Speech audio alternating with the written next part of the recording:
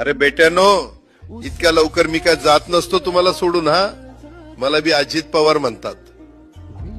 पण गऱ्यांनो, नियतीचा खेळ बघा. खरंच आज माझा हा प्रवास इथंच थांबतोय. मी नेहमी म्हणायचो राजकारण आपल्या जागी आहे, पण काम महत्वाचं. लोकांनी मला कामाचा माणूस म्हटलं, तीच माझ्या आयुष्याची सर्वात मोठी कमाई होती. आज निरोप घेताना मन खूप जड आहे, पण एक समाधान आहे की शेवटच्या श्वासापर्यंत मी तुमच्यासाठीच धावत होतो. मी तुम्हाला शब्द दिला होता, जोपर्यंत माझे हातपाय चालतात तोपर्यंत तुमचं भलं करण्यासाठी मी झटत राहीन. नियती बघा कशी असते. आज माझ्या हक्काच्या बारामतीच्या मातीत तुमच्या सेवेसाठी येत असतानाच माझे हातपाय कायमचे विसावले.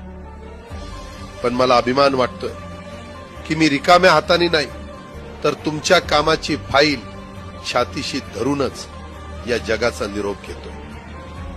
शेवटच्या क्षणीही माझ्या डोळ्यासमोर फक्त तुमचा चेहरा होता. माझा स्वभाव थोडा रोखठोक होता. कधी कुणावर ओरडलो असेल, कुणाचं मन दुखावलं असेल, पण माझ्या त्या रागामागे फक्त एकच तडफड होती की माझ्या सामान्य माणसाचं काम झालं पाहिजे.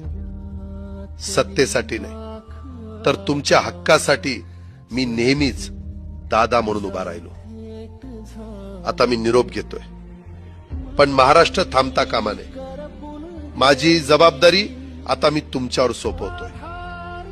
राजकारण करा, पण विकासाची गती थांबू देऊ नका.